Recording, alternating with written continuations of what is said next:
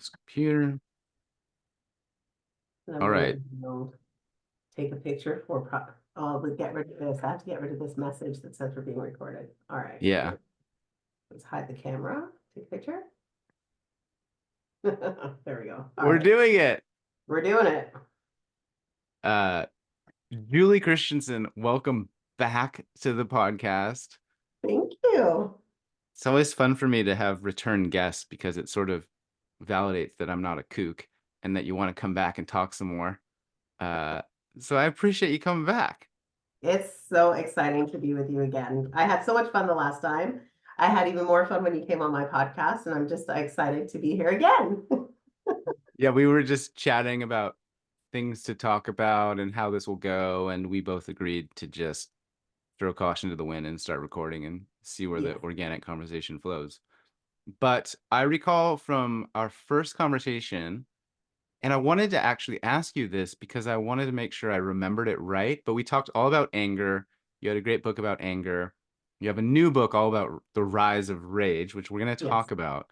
But I recall you saying something like anger in men manifests as violence, but in women it manifests as anxiety. Something like that. Did I screw that up? Ooh, yeah, a little bit. Okay. What was the line? Yeah. Because I remember thinking it was such a good line.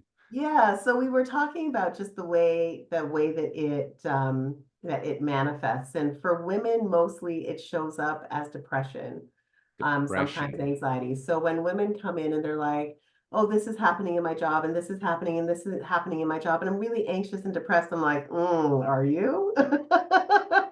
So I usually just, hand them a little assessment. I'm like, let's do this and let's see what's really going on here. So I think a lot of times they're angry, but they don't feel like they have permission to be angry. Whereas for men, their anxiety often shows up as anger, Gotcha. So I right? completely Because wasn't they even don't want to close. deal with their feelings. So when they're having a big feeling, it's easier to become aggressive and Gotcha. act it out that way than it is to say, I'm feeling really sad because my feelings are hurt. Like, that's just not the agency of men, right? At least that the way that the culture dictates what's permissible and what's not. It's not okay for men to have big feelings and to express them in an intelligent, adult, mature way. But if they act out and they smash something, everybody's like, ooh, someone's having a bad day. Right. Yeah. And I think that's the great sadness culturally and socially that we're experiencing. Or they just put a bullet in their head, or they become addicts, Right? right? So Yeah. so to clarify, so I have this right for our next conversation. Anger anger can manifest in men as anxiety, and it can appear in women more commonly as depression. Something like that. All right. Yeah. Well, we're off to a flying wobbly start here from my egoic perspective. Okay, but so for those listening that are like, okay, anger talk, Julie Christensen, I have no idea who this lady is. I have no idea what her deal is. How can you give a quick summary of what you're all about and who you are? I know you have a PhD. I know you're a I do therapist. not. You don't? I do I've, not. geez, I'm really screwing this entire interview up. But The don't you have a only person doctorate? in this Zoom room with a PhD is Dr. Jeremy Goldberg. No, you're Who Dr. it Julie is. Christensen, I thought.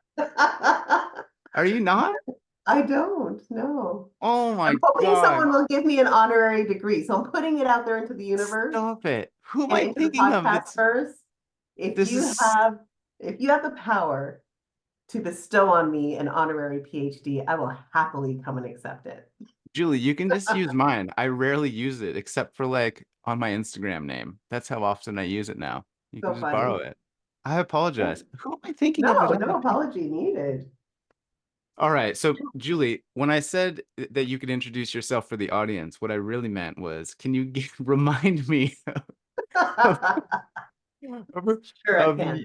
of who you are and what you do? But did I have the therapist part right? Surely. You I do. remember that part. Yeah, I know Okay. one for two. So I am a registered psychotherapist in private practice. I have a master's degree in counseling psychology, and I've been working in the mental health space for about 30 years. I did exit mental health, to preserve myself from burnout on a couple of occasions. I wandered the northeastern United States and Canada for a couple of years as a professional public speaker. And I've also worked in the media space as a staff writer for a business to business newspaper, editor in chief for another newspaper, and always found a way to come back to mental health because that's where my love is. So I have a private practice in psychotherapy that I've been running since about 2010. And I love to share my knowledge as it relates to self-help and anger resolution and all those things. So I write a lot. And as long as I'm writing books, I don't need to write for newspapers. So that's a win. I would rather write my own stuff than write for other people, to be truly honest. Um, yeah, so I do a whole bunch of things that you guys would probably be really bored to hear about. But at the crux of it, I love people. I love communicating with people. I love helping people to improve their quality of life, and to create radical, positive, lasting change in the areas that they're really struggling in. So that's what I'm about. Yeah, and I saw in your book you've worked with basically every archetype of individual or issue or concern. Like you listed them in the introduction. Yeah. It's like, dang, this lady's seen it all. I've Um, seen a lot. I won't say I've seen everything anymore because every time I say that, somebody comes into my office with a story and I'm like, oh, no, I should have just kept my mouth shut. yeah, and also you probably take a little note, like this is great content for the next book, right? Yes. Yeah. Um, but so one like very generic question that I had, and I thought it would be just a jumping off point, and we could take this wherever you'd like the whole conversation. Like if you want to talk about gardening and carrots, like that's cool. Um, but I was curious like how you differentiate between anger and rage, because it seemed like the first book was more about anger, but this one's called The Rise of Rage. Yeah. And as I was flipping through it, it seemed like there is an overlap, and I'm just intrigued as to how you Yeah. define or differentiate those. So I wouldn't differentiate them. I would say that anger as a basic emotion runs on a continuum like every other emotion does. So if you think about happiness, when someone says, "How are you doing?" You know, if you're having really a spectacular day, you've been for a hike, you've got to skinny dip in the water somewhere, and you've had an amazing day and you're invigorated and all the things, you're not going to be like, yeah, doing all right. That's not going to be your response. Doing all right is still on the happiness continuum. It's just on the low end. You're going to be higher up on the continuum, and you're going to have a different word for how you're feeling in that moment. If tonight you follow the lotto and you see that you've won $53 million, you're probably going to be somewhere up in the ecstatic range of happiness, not the content range of happiness. If you win $5, well, I got back the price of my ticket. I'm content. Okay. But I just won $53 million. That's a whole different level of happiness, but it's still happiness, right? And so what we've done as human beings is we have developed different words to describe the intensity of the emotion that we're feeling. Rage is still anger. It's just a higher intensity of anger than, say, frustration or irritation. Still on the angry continuum, disappointed, whatever. But I'm still mad about it. It's just, how mad are you about it? Do I use the word rage? Do I use the word livid? Do I use the word fury? Each of those words carries with it a certain measure of weight, right? And intensity. So that's really all it is. I really like that. I hadn't I hadn't considered it to be as simple an explanation as that. Of like, oh, it's just an adjective, essentially is what you're saying. Yeah. And then I suppose part of your work is helping people to identify what they're feeling and then match the appropriate descriptor. Yes. Is okay, so those that Exactly. are listening, I got a double finger point just now for that.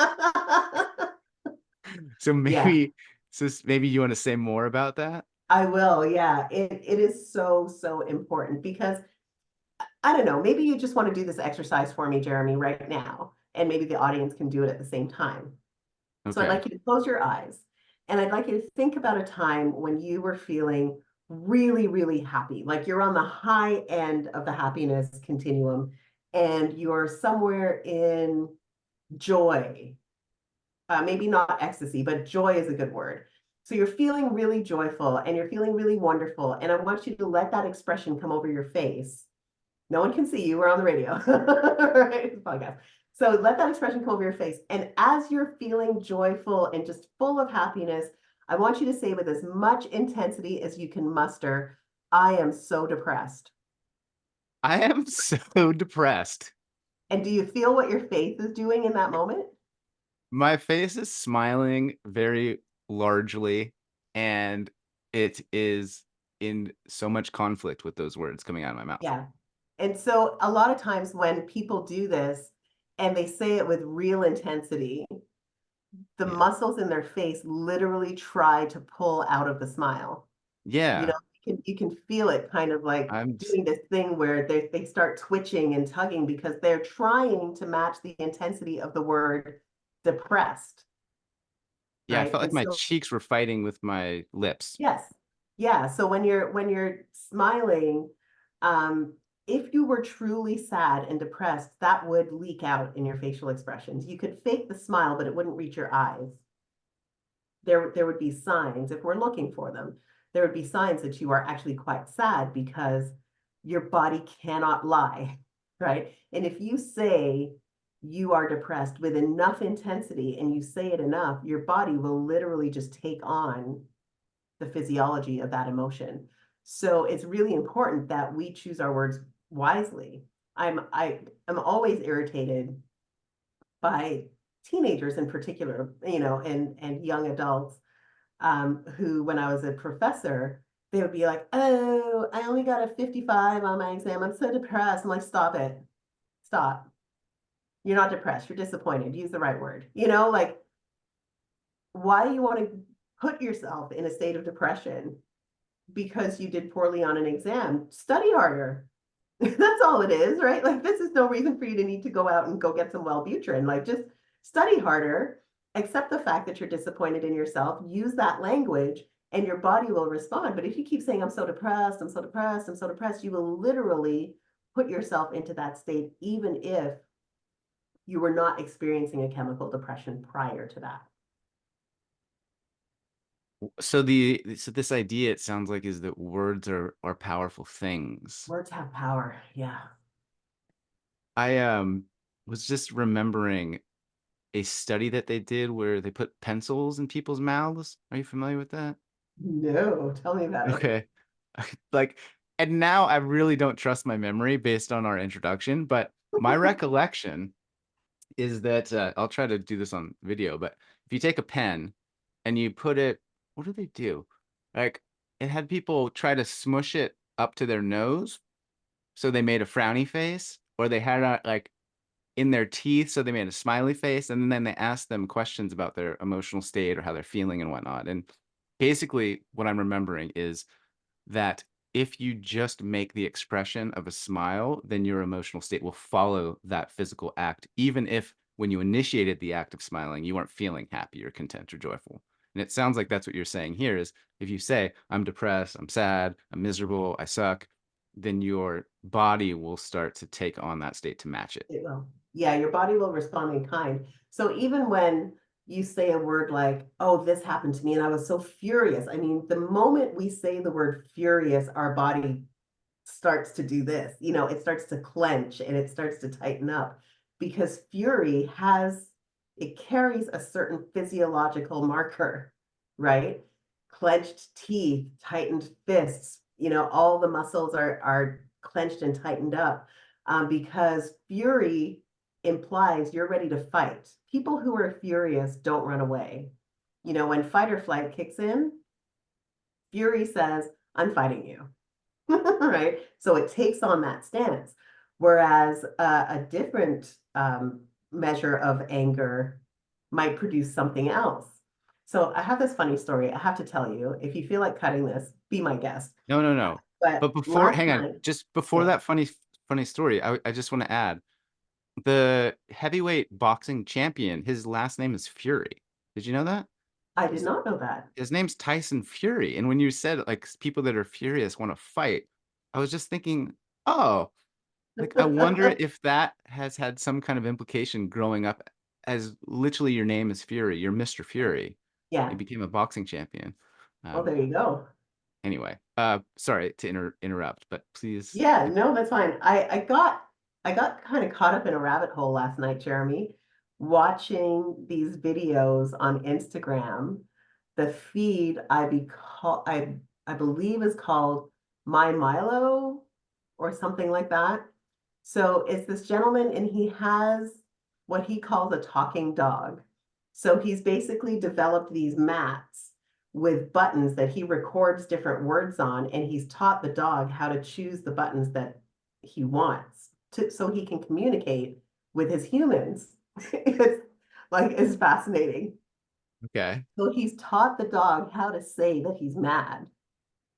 So when the dog is upset about something, he'll just walk over to the mat and he'll press a button and it says mad, mad, and then he'll actually say why. So apparently in one of the videos, they were coming home from somewhere and there was a strange dog in their yard, and Milo went bananas in the car, barking, barking, barking, barking, and he wouldn't calm down. They wouldn't let him out of the car until this dog walked away and left the property.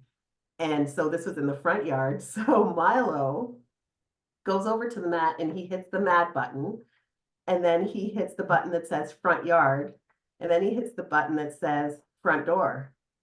So his owner comes in and goes, what are you talking about? Like, you can go out back if you want to go to the washroom. And he's like, front yard. So he looks out and he looks at the front yard, and the dog comes right to the door, and he looks out the door and he starts barking. And he looks at Milo and he says, Milo, you need to learn forgiveness. That dog is gone. Right? They're having a full-on conversation. That dog is gone. That was hours ago. You need to get over it. And Milo goes back over to the mat and hits a button and goes, bruh. And says I was, what, bro? bruh, bruh. I was done. I was done. I'm like, this dog is way too smart.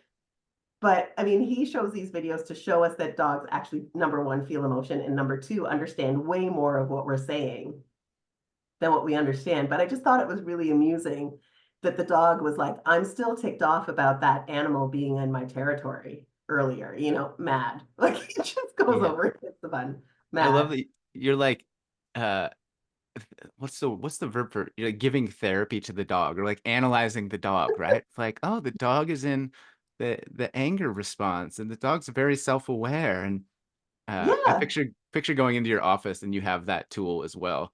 I Or would. like, I mean, I would love to have Milo as a therapy dog. He'd no, be amazing. no, I mean the like where you push the button and it says Yes, like that would Jeremy, be how are great you too. feeling? And I'm like, punch down, Yes, angry. yeah, Um, that would be okay. that would be great. I mean, it sounds like the dog has more self-awareness than many individuals in the world. Like certainly more than I did, 10 years ago, 20 years ago. Um, okay, so when people are trying to figure out where they're stuck or blocked, or I just did a post a couple days ago where I said I was just in the muck or in the mud for a couple of days, and you're just kind of like angsty and whatnot. Do you have any tricks to help us sort of get through that or get out of that? Yeah, I think the first thing is what you said about self-awareness. We really need to pay attention to what's going on with ourselves. And I have a couple of little tricks, and perhaps I will just go right into the book to make sure that I get it right and don't, just say a whole bunch of garbage that I didn't actually write down. It, it, it would But be I think weird it's important. if you I think it's misquoted important. yourself. What's that? If you misquoted yourself, it would be a little weird. Yes, that would be bad.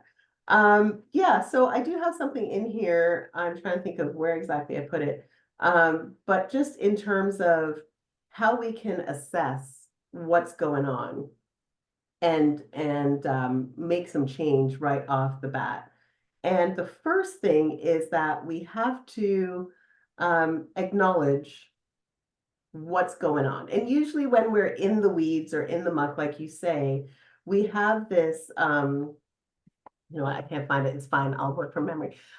We have this way of indulging in habits. So they're either sort of, nail biting or, chewing on your bottom lip or whatever, fidgeting. We have these things that we do to indicate that things are not okay. We don't even realize we're doing them. They're self-soothing behaviors. Sometimes we just get caught up in intrusive thoughts and we entertain those. And so they feed that mood, that, oh, I don't feel so good. And we think thoughts that contribute to the mood instead of pull us out of it. So the first thing is just to acknowledge, oh, I'm in that pattern again. I see myself doing this. I hear the thoughts that I'm thinking and I realize that they're not helping me in this moment. I see that I've bitten my nails down to the quick one more time, or I'm chewing on my cuticles or whatever that might be. So first thing is we acknowledge and we accept that that's what's happening in the moment. Because one of the things I write about in the book is this notion of positive acceptance that comes from Graham Price. And what Graham Price says is that we we prolong our distress by wishing that things were already different. So if I'm chewing on my nails and I'm saying, man, I wish I could stop this habit while I'm chewing on my nails, I'm actually adding to my distress because right now I am not getting rid of this nasty habit. I am indulging in it. Okay. So I'm actually going to make myself feel worse because I'm wishing I could stop right now and I'm not stopping. Right? Because right now in this moment, I'm right in the middle of it. So instead, I'm just going to accept the fact that I'm actually chewing my nails to the quick right now.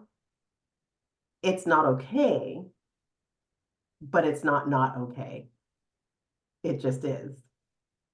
And Mm, if I can accept it without judgment, then I can look past this moment into the future and say, what could I do instead? Right?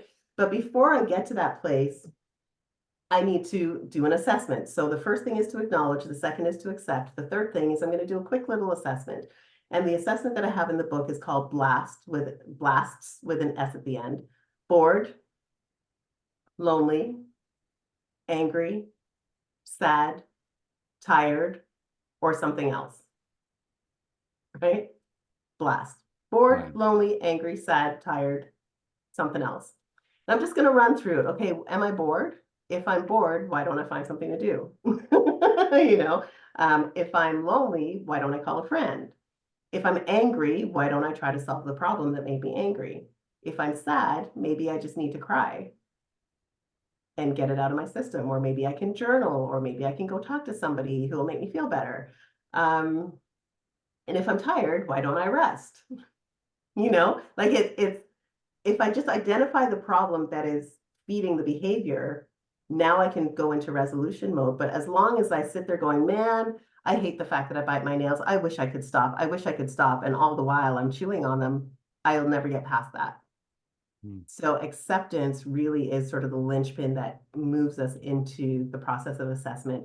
And once I've figured out what it is, now I can adapt my behavior and choose to do something that's more healthy. So I think that's a useful tool that people can use when they find themselves sort of mired in yucky emotions that they don't really want to be experiencing. This is how we can leverage ourselves out of them. mm. Yeah, and it continues on with the power of words that we talked about a moment ago of like, oh, this is actually what's going on. And I think for me at least, I've written about this idea that clarity is the antidote to anxiety in some regard because I'll be feeling in the muck or stuck or frozen or grumpy, or I call them the want-was. I'm like, Kendra, I got the want-was. I don't know Yeah. what's going on. Right. And so there's this kind of anxiety that occurs in my system when I'm uncertain of what's happening. And I'm a little bit lost and I'm like in the dark. But to your point, it sounds like when you can go through this blast little checklist and identify with a bit more clarity what's going on. And it's like, oh, I'm tired. I need to like lay down for 20 minutes. I'm like, Mhm. oh, I'm angry. I need to go move my energy. I need to go whatever, whatever you would suggest for any anger release, right? Um, And it also, just the second point, reminds me of this great talk by Alain de Botton years ago, and he talks about relationships and love and how um, one of the ways that we can really enhance our relationships is to just treat our significant other as if they were a toddler. Like, oh, do you need to sleep? Do you need a snack? Did you poop your pants? Like, do you need to poop? Like, what's going on? And like really simplifying life down to that. Yeah, So, okay, so then the acceptance, the identification through the blast system, and then it sounds like the next step is to take action in some yeah, regard to yeah. address that. Hmm. That's so clever. Yeah, thank you. Yeah, And it makes sense to me because it's like I often get into that headspace where I'm just, I start on a narrative, and in the beginning, and this is really weird, maybe you can relate to this, that in the beginning, even though the narrative is very sort of self-serving and it's pity party language, somehow it's gratifying, right? It's rewarding. Oh, people treat me so bad, and like I'm doing all the right things, and I still get the shaft, and da, da, da, and we run this thing down, this narrative, and it is self-serving until it's not. And then then the emotions start to bubble up and we're feeling really lousy. And a lot of times I don't even realize that I'm feeling lousy because I've been writing the narrative. And so then I wake up and I'm feeling terrible and I'm unmotivated and I don't want to go to work and all these things are going and I'm like, why am I feeling like this? And that is a bad question because if I ask myself, why am I feeling lousy? What my brain hears is, I'm lousy. Why do I feel this way? And then it goes and finds all the evidence for why I'm lousy and presents it at my feet like like an adoring dog that just killed its fourth rat for you, like, here you go. And it's like, no, I don't want proof that I'm lousy. I need help to get out of this mindset. So asking ourselves questions, why am I always depressed? Why am I so sad? Why can't I ever get anything right? Why? Those are bad questions. We need to ask ourselves questions like, what can I do to create a future that feels better than this present? You know, so if I can accept the present that I'm in right now, then I can take the edge off. I don't need to ask why I'm feeling this way because I've accepted that I'm feeling this way. And now I can just look to the future and say, well, do I want to feel this way tomorrow? No. Do I want to feel this way later? No. So what can I do? What steps can I take? How can I adapt my mindset or how can I adapt my behavior so that my emotions respond in a different way moving forward from here? that's so powerful to ask better questions. Dang. Uh, and I was reflecting on how the opposite seems to be true of like the positive psychology movement or the affirmations that people recommend, or be it until you are it, right? And Hmm. so if you would phrase the question perhaps, and please shoot this idea down if it's inappropriate or ridiculous, but why am I blessed right now? Why am I grateful right now? Why am I the opposite of lousy right now? And Yeah, it seems like the brain will also go find meaning for that, of like, oh, absolutely. like It you're at will. X, Y, and Z. Yeah, it will absolutely. And I want to speak to that notion of fake it till you make it, if I can. I had a Mm, really interesting conversation with a client just a couple of weeks ago around that. And they were saying, yeah, I'm just going to fake it till I make it. And I said, no, you're not going to fake it because faking it implies that you don't have it. And you do, right? It's not that you lack the competency. What you lack is the confidence. And this is something I've written about before, just on my Instagram and whatnot, that competence is not confidence. Confidence is not competence. I can be completely competent in my ability to drive a car, but if I've been traumatized because of a car accident, I may not feel that I can drive. And it's not that I can't actually turn the car on, put it in gear, press the gas, steer the car, and do it safely. It's that I don't feel confident, right? So fake it till you make it. It's a great catchphrase. But I think what it does is it reinforces this notion that we are not competent when in fact we are. We just need to build our confidence. And so, what I've encouraged my clients to do is to do it until you feel confident.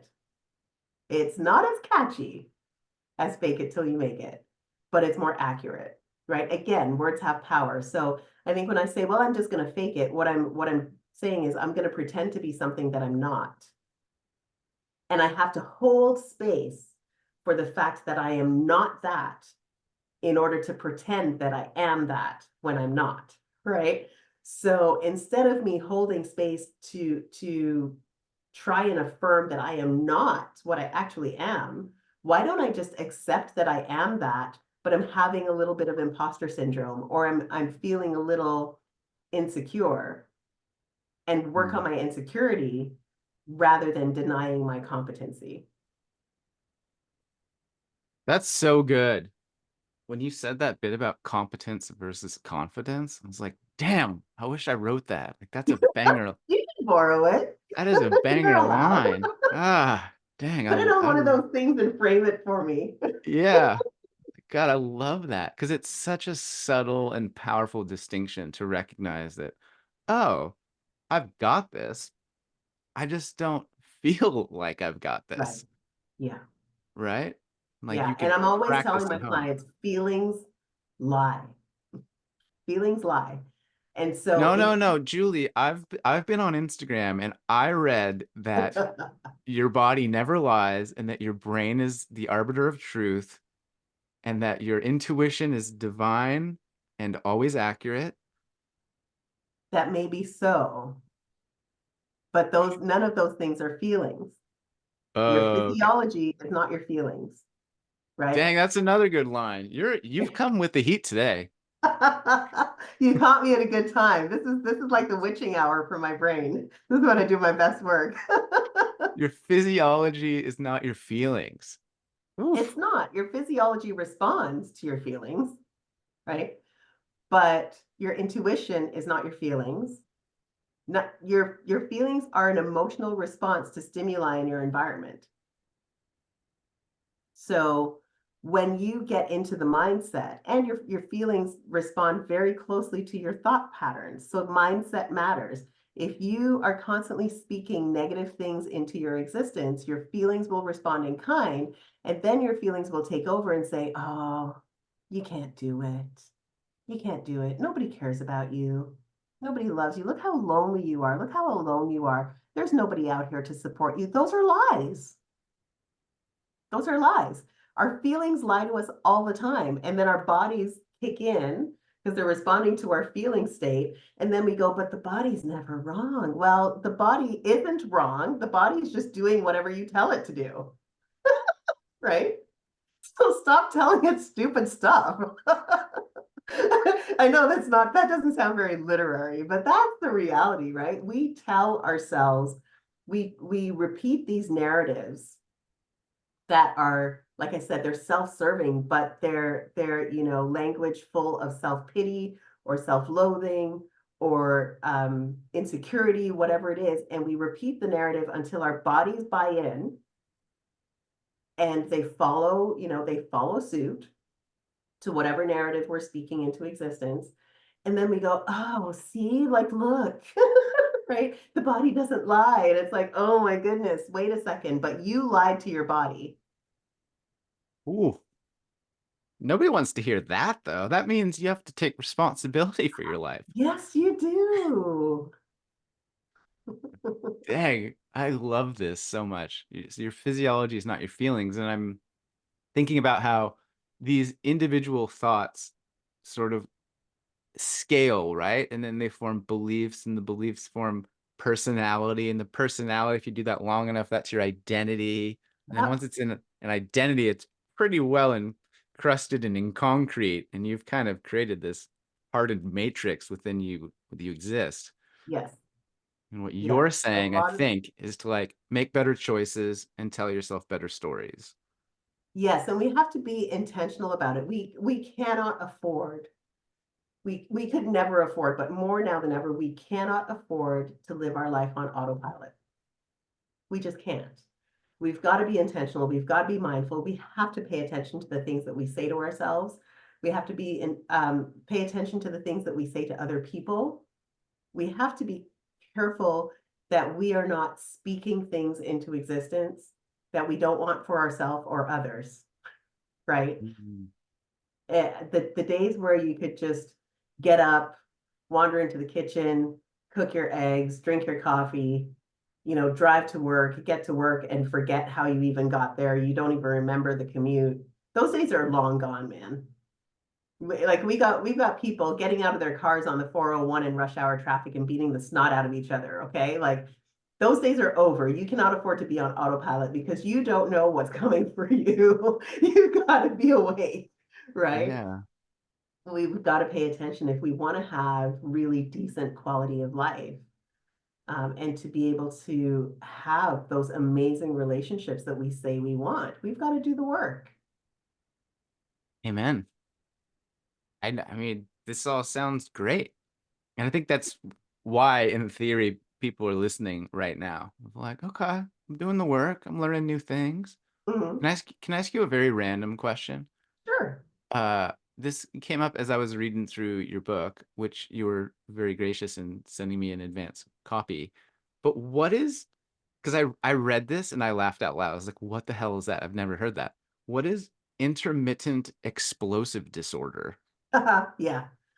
So that's a Right. great So name for something, but it is. So intermittent explosive disorder is um, is what the psychologist or the psychiatrists decided they wanted to call um, dysregulated anger, for just lack like of. outbursts of like violence and vitriol and nonsense, or like Well, it's very specific. So I'm going to pull up the they're like a yes. So definition. when I first learned about it, and I write about this in the book, when I first learned about it, I was like, "Are you kidding me?" They just gave anger a name so that they could medicate it. That was that was my mindset, right? Like if we can give it an actual name and a disordered name, then when people go to their doctor and say, I keep outbursting all the time, I'm constantly angry, they can be like, "Here's a drug for it," and the pharmaceuticals win, right? That was my mindset. So here's how they've defined it. IED, intermittent, and it's very witty, like they were like, "Oh, we'll call it an IED," just like whatever. It's a disorder of behavior regulation, a subtype of impulse control disorder. So the characteristics are poor impulse control, unruly volatile expressions of anger, aggression, and or rage, sometimes accompanied by violence, not always. So it So sounds like the sort of stereotypical description of the the typically male partner that is emotionally repressed and non-communicative and then suddenly snaps because they stubbed their toe or the light was left on and all hell breaks loose. That's a very cozy, like yeah, you could put it like that. I mean, it's the person who really just doesn't know what to do with their big feelings because they probably never were taught.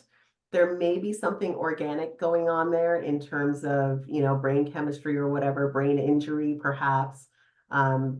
If people suffer a brain injury when they're quite young, then, depending on where the brain injury occurs, they might not develop the ability to have really good impulse control, and so it carries on throughout mm. their adult lives. Um, for some people, it's brought on by alcohol, right? You hear of people who are the angry drunks, like they're perfectly lovely when they're sober, but then they get a little inebriated and the inhibitions are gone, and then they lose their ability to control their impulses. So it's, quick response without really thinking things through. Sometimes there's aggression, sometimes there's violence, but a lot of times it's just like a volatile response to something that really isn't that big of a deal. They Mm. just don't know how to regulate. Yeah, I think your description evokes compassion and empathy from the way I'm hearing it. Is like, oh, maybe there was a physiological impact when they were younger and their brain just isn't hardwired to deal with this, or maybe they haven't learned, nobody's taught them how to deal with these big feelings and what to do with that.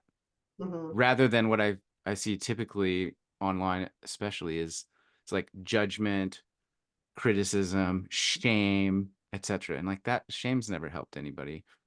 No, Um, no. I'm says not the a best. fan of weaponizing shame. This is another thing that I write about in the book, I mean, it that would be so awkward if you were, as a highly intellectual therapist, if you just came on here and were like, "You know what I wanna talk about? shame on Weaponizing shame." It's the shame. best. I love it. Huge fan. Yeah, it's just it's icky, right? Like, Mm, and shame shows up in almost every aspect of our culture. We see it all the time, especially with the advent of social media and public shaming. There's a guy on Instagram that I still haven't decided if I like him or I despise him, because he's calling out people and he's getting the police to take action on things that they should have taken action on without his intervention. But it's still public shaming. And I'm like, is this the new vigilante, that just sits armchair quarterbacks vigilantism from his chair and outs people on Instagram and then says, if you live in this community, tell me who this is. Like that's great in one way. But again, I'm like, is this where we want to go? Do we just want to sit back, behind the anonymity of our screens and call people out for things that we're probably doing? You mm. know, I don't know. Yeah. How do you see like, if you had to design a society or a government or a culture of some kind whereby anger and rage and all of those kinds of words were healthy and respected and integrated, like, what would that look like? I would start with the education system and I would start in kindergarten. Actually, I would start with the Kindergarten. teachers. Obviously, we have to start with the staff because they have to all be on board. But really, where I would start would be teaching the little ones that what you feel and what you do are not the same thing. It's okay for you to be mad, you know, it's okay for you to be angry, but it's not okay for you to hit other people. It's okay for you to be mad, but it's not okay for you to throw this toy across the room. So your behavior is unacceptable, but your feelings are valid. I think we need to start there because we're too quick to just punish children for their behavior. We punish them for acting out, and they don't have the ability to make the distinction between what they feel and what they do. They need an adult to teach them that. So if we don't, what they come away thinking is that my feelings are not acceptable because I did this to express my feelings and I got punished for it. So my feelings are therefore bad. So we need to start there. I would normalize therapy in school. I would actually, in public school up to grade 7, I would be teaching pro-social behavior, teaching children how to problem solve effectively together rather than bullying each other to get their needs met. I would teach them, all of that. I would make sure that every school provided counseling services for kids because most of the problems we have in the world, in my opinion, are because we have adverse childhood experiences that were unresolved. And so if we can provide space for kids to resolve their adverse childhood experiences before they graduate high school, we wouldn't have the dropout rates in the first year of college that we have, right? So if we made in Ontario, we have mandatory volunteer hours that need to be fulfilled before a student can graduate high school. They've got to do 40 hours of community service. Why Every not also student. make every student? So why not also make it mandatory for every student to have 40 hours of therapy before they graduate high school? Whoa. Why not do that? Right? Then they can talk about the time that their stepdad touched them inappropriately when they were 5, and they can do that in a safe space. They can talk about the boy that made them have sex when they weren't ready when they were 13 or 15. They can talk about, the abusive parent or that time that they witnessed an accident and they've never been able to talk to anybody about it because everybody would think that they're the P word. Like all of these things, right? That they can talk through whatever that adverse experience or that trauma was What about foster kids who are shipped from home to home with only a garbage bag carrying all their stuff?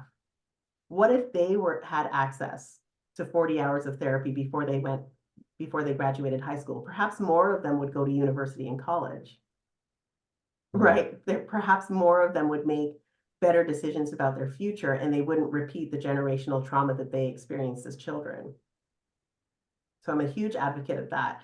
And then I think when students go to college and university, that we would continue that conversation and normalize therapy for them, because it's a huge transition. The freshman 15 is real, right? They go to school, they're drinking all this alcohol, they're partying it up, they're using their OSAP money to go eat at restaurants all the time and doing all this stuff. They're not really focused on their education, and then they realize they're on academic suspension, and they've got to try and explain to their parents what happened. And there are all of these other factors. They're getting into relationships, they're experiencing breakups, they're getting cheated on, all of these things. And the onset of mental health, or onset of mental illness, sorry, often happens between the ages of 18 and 36. So now you've got these students who are going into that high risk part of their lives. And if there's a genetic predisposition for that, then all of the stress that they're experiencing in their first year of college or university, that will be the time when you're going to start to see symptoms come up. So why not make counseling and therapy more accessible to those students, right? And if it's been normalized all the way through public school and high school, it's a no-brainer. I don't feel good. I'm having some big feelings. I don't know what to do with this. Maybe I should go talk to the counselor. Right? It won't be something shameful. They'll just go do it because they've been taught that it's okay for them to do that. That's a Dang. long answer, but that's what I would do. It's so interesting. I mean, those watching would have seen my face when you said, what if you needed 40 hours of therapy to graduate high school? That's just such an interesting thought experiment. I'd never considered that. I would really love for a school to come forward and say, we will partner with you on this and we'll test it. I would love to do that, because I think I know what it would have done for me, right? I did 5 years of high school because it was before they did away with the OAC program in Ontario. And I'll tell you what, my first year of high school, my second year of high school, I can't tell you how often I thought I just throw myself off a bridge. Like I was actively looking for ways to harm myself in my first 2 years of high school, and no one knew, right? I was incredibly depressed. I was lonely. I had a friend group, but I didn't fit in with my friend group, and I knew that I didn't fit in with them because they told me so. And Dang. like it was hard. Um, I know that for me, if I had even in grade 9, if I had had someone say, you have to go see a therapist in order to graduate, I would have done it. And I would have been able to resolve all the stuff that happened in public school, right? Because I emigrated to Canada at the age of 6 with my parents, or immigrated to Canada at the age of 6. I was reading at a grade 3 level at 6 years old, but because I talked with an accent, they figured I thought with an accent and they put me in kindergarten. So I was That's bored out of my ever-loving mind, okay? Because I knew all this stuff. I was reading chapter books, Lassie and Little House on the Prairie, and they were giving me See Jane Run, See Dick Run. What the heck, right? So it was just like, what are you doing here? And so, in terms of, experiencing systemic racism for the first time as a child, I took piano lessons when we came to Canada, and the woman used to beat me when I made a mistake. And that's why I stopped piano lessons, because I was like, I'm not coming to piano so I can be abused by this woman who wants to whip me with the meter stick every time I make a mistake on the piano, right?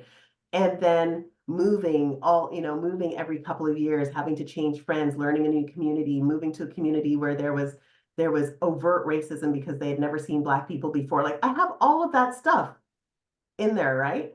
And if someone had said, let's unpack this together, let's unpack your experience of learning that a person that your family was really close to completed suicide when you were 12. Let's unpack that.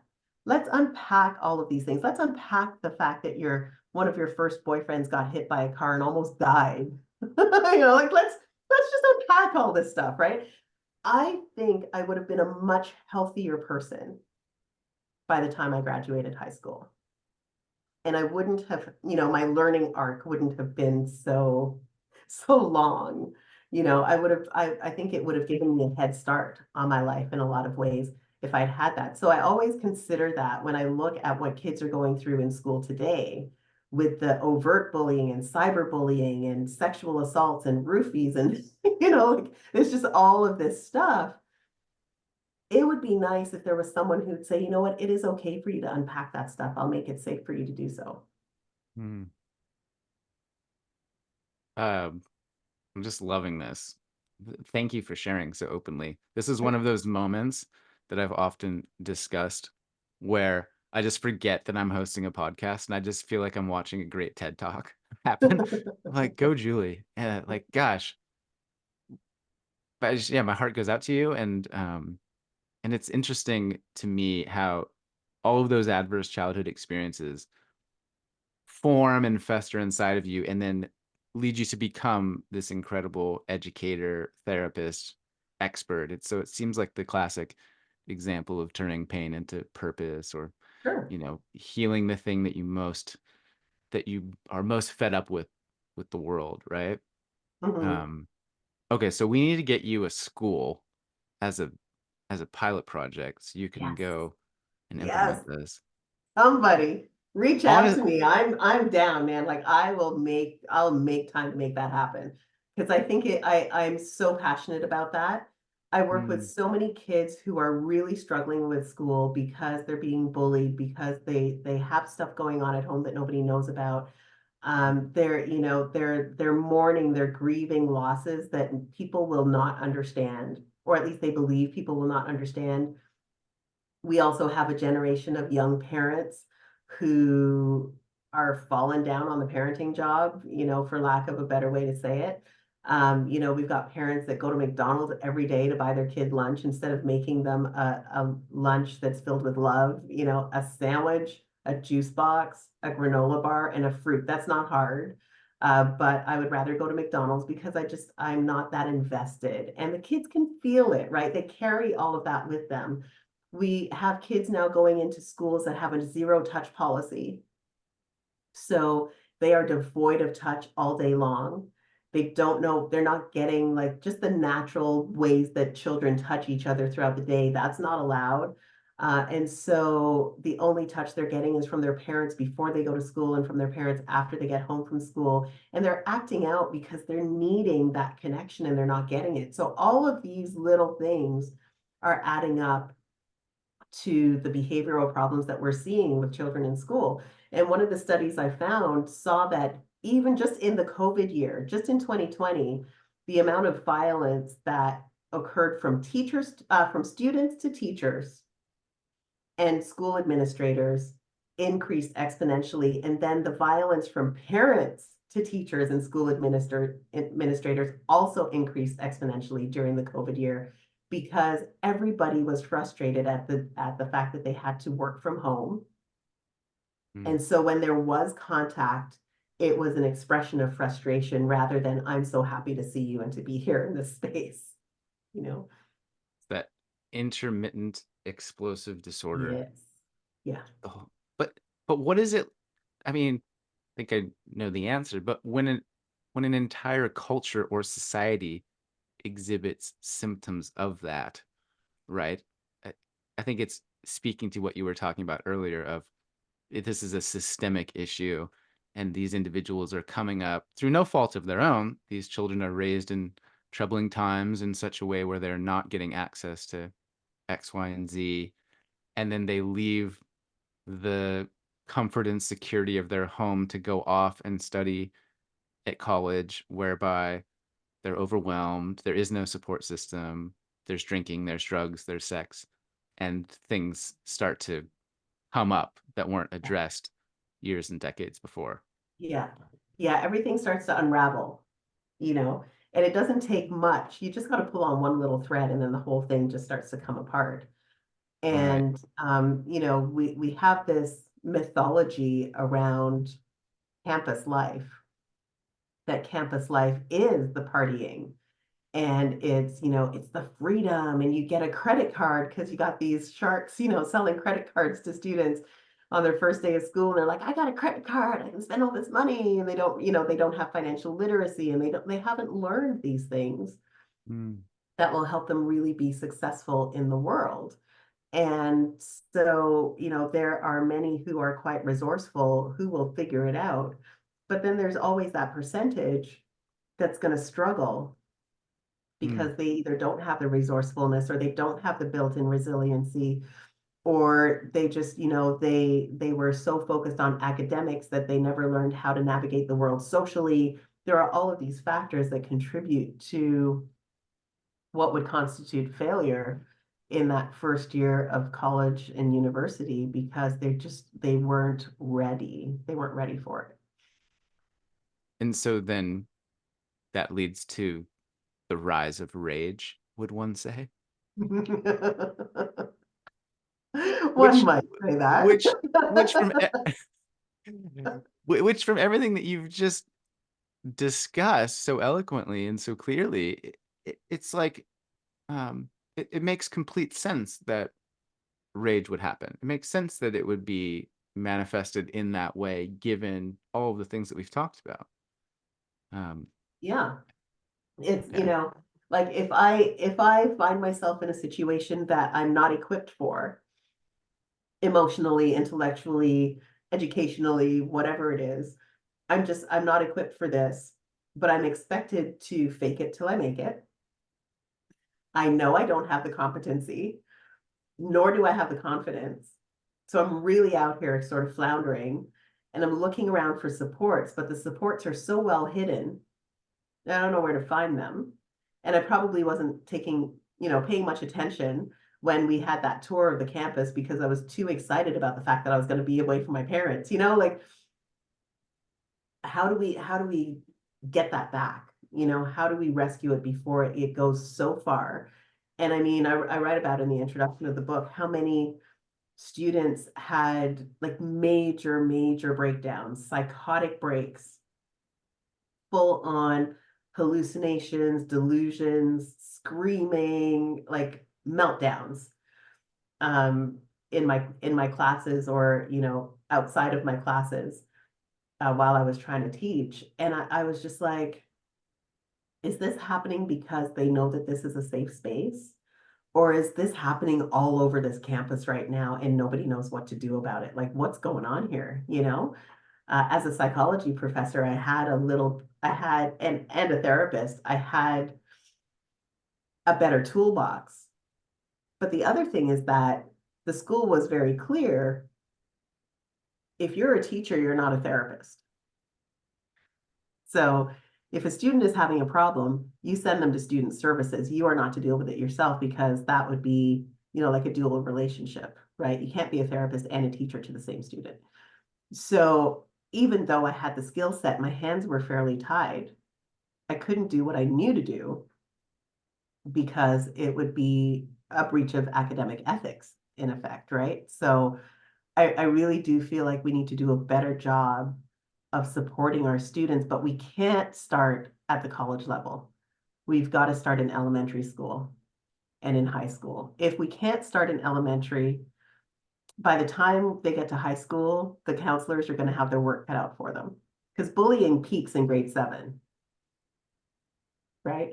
And if we don't nip it in the bud in grade 7, those bullies are going to go on to high school, and they're going to cause like lasting damage, right? How many people, I'm sure you can think, if you just run through the people you went to high school with, yeah, you can probably identify at least two who experienced lifelong damage because of the bullying they experienced in high school. Hmm, for sure. Or just clients or friends or loved ones, Yeah, etc. yeah. Yeah. So given your history slash experience in university life as a therapist, and given the spectrum that you defined earlier, let's say a new spectrum from of concern. from everything's fine, we're doing great, all the way to completely freaking out, eyes bugging out, waving your arms like, "This is not okay." Where do you lie on that spectrum of concern, now compared to, like, say, 10, 20 years ago or whenever it was that you sort of started really paying closer attention to all of this stuff? I think I'm closer to the waving my hands in the air, freaking out level than I was, Mhm. before. Like, you've Because shifted in I that didn't see the direction. trend. It took me a while. Sometimes I'm a little slow on the uptake. I maybe don't sound like that today, but sometimes a little slow to catch on to things. And it took a while for me to see how the policies of the school boards were interpreted by the teachers and how the school administrators would often say the right things but not do the right things, and how there was a lack of accountability. And so a lot of the times the students that were of real concern in terms of their mental health because of what they were experiencing were just sort of left out there twisting in the wind with no real support. It took me a few years to figure that out. It also took me a few years to notice similar trends in the working world. And so by the time, I guess it was probably around 2011, I was working on a project with Lori Flasco, and we wrote the book Bullying is Not a Game. And that's when I sort of dove headfirst into the research. And I went, oh, this is a problem. Like I knew it was a problem, but now it was like problem with a capital P, and doing the research there and going to the school boards and getting, their 3-inch thick binders that have all the policies and procedures and things for bullying. And I'm like, who knows about these? Do the teachers know about these? Do the school admins know about these? And they're like, no, we have it here. So, it's a reference point, but they weren't disseminating that information. So there was all of this info about how you should handle bullying and what the law says. Because in Ontario, we have something called the Safe Schools Act, which demands that anyone who witnesses bullying, if I'm walking down the sidewalk and I see a kid being bullied on a schoolyard, I am obligated by law to step in and say, you better stop that. But most people don't know that. But when a bystander stops in and says, stop that right now, usually the bullying stops within 7 seconds of someone calling it out. Right. So that's all you got to do. You don't have to go in and peel them off of each other. You just got to go in and say, hey, what you're doing right now is not okay. You need to stop. Most of the time it will stop within 7 seconds. Mhm. So we know that that law exists, but how many people in our community are actually aware that there is a Safe Schools Act? How many people are aware of what it says? How many people know what their rights and responsibilities are under the Safe Schools Act? I would argue less than 5%. Yeah. That's all I got is like, ugh. It's just it just it's I've been having a series of conversations through this podcast and elsewhere lately where I kind of finish feeling overwhelmed and angsty of like, gosh, there's just so much going on. And these issues are all so interwoven and connected. Like I Mhm, had a conversation recently about expertise and how that also dovetails into politics and government and trust and social media and the news. And it was like, oh gosh, I just wanted to talk about expertise. And now it seems like, oh, mhm. Julie's coming down. Like, we'll just talk about rage and anger. And it's like, oh, damn, education system and marriage and social support and laws and It's uh, all the things. Yeah, it's yeah. all the It things. can it can feel overwhelming. And here's what I would say to that, Jeremy. We are called to be salt and light. Um, Salted light? Salt and light. Okay. I picture that as So like a menu item. Like, oh, salted yeah, light sounds good. Okay. yeah, it kind of does, doesn't it? Salted caramel, salted light. It, But we're called to be salt and light. And what that means is that we, as salt, we bring flavor to places that are bland. And as light, we brighten up the darkness, right? And so if we can be salt and light, we can't necessarily be salt and light to the whole world, but we can be salt and light to the world that we live in. And that is, for me, that's my community.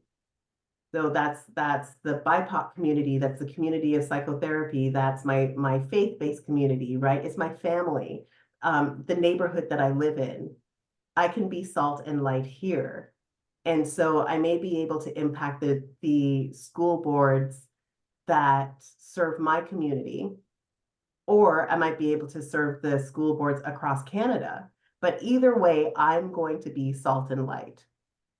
And if I can do that, the world as a whole may not change, but if each of us bring flavor and we bring illumination to the communities that we serve, then there is a ripple effect, like you say, that happens throughout the world, right? And eventually the world is more flavorful. It is also more filled with light, and there's more connection and there's more community. And that's what I wish for. That's so good. God dang. You've like many times in this chat, I'm like, yeah, Salt and Light to me sounds like a brand or a book title or like an Instagram handle. That's so good. Maybe, Salt. yeah. I just imagine framing some of the comments or responses that I've received in my life to my content as being like, oh, I'm just too salty for them. Like, yeah, some people like more salt, some people like less salt, or I'm Yeah. just a little bit too bright for some people. Yes. Yeah. Um, I love it. God, that's so good. Salty light. Um, Maybe that's a good spot to wrap this up so we can encourage people to be salt and light. I know that you have the new book coming out, and I know you have an Instagram account, Yes. and I know you do not have a PhD yet, but Someone's gonna give me one. an I know it. honorary. I mean, you keep doing what you're doing, like, it seems inevitable that you're just gonna be prime minister or something. But Uh, where maybe not. Where would mm, you, direct people to find more of you? Like, yeah. So the easiest place to find me, I guess, if you're looking around socials, if you go to LinkedIn, you will find me under my name, Julie Christiansen. If you go to Instagram, you will find me at Jules_Christiansen, Julz, or Julz, depending on where you live, underscore Christiansen. And so the way you spell my last name is you spell Christian and then add the SEN onto the end. That's the easiest way to do that. So you'll find me there. And on Twitter, if you prefer to play with X, you can find me at the Anger Lady. the anger lady. The That's right. Anger Lady. I just flashed back to first getting an email from you, or when we were talking about you coming on the podcast the first time, and reading about you of like, oh, she's the anger lady. Like, that's a cool thing. I want to talk to the anger lady. And I'll put, to those listening, I'll put links to all that in the show notes so you can just scroll down and click it and it will take you to where you want to go. But um, Julie Christensen, thank you so much for coming by again. You are welcome anytime. I just My pleasure. always love listening to you. I feel I so love lit up. talking to Right? you. I feel I, like talking with you makes me more poetic. I don't know, maybe really? it's the spoken word thing in you, but the words seem to flow a little bit easier when I'm talking with you. And maybe it's just the kindred spirit thing going on. I don't know, but Yeah, I'll I love take it. chatting with you. It's always a pleasure. Yeah, I mean, you dropped some fucking bangers today where I was like, yeah, like Mhm. physiology is not your feelings, and the competent and the confident, and the like, what's that last one? Salt and light. Like, um, but yeah, truly, I appreciate the work you're doing in the world too. I think it matters. I think the way you're approaching it from like the strong scientific background and trying to like zoom out while zooming in, it's really difficult to do that work and to write in the way that you do about big complex topics. And I just adore you. I think you're great. And come by anytime. Please keep bringing all the salt and all the light. And yeah, let's just have salty light forever. Sounds good.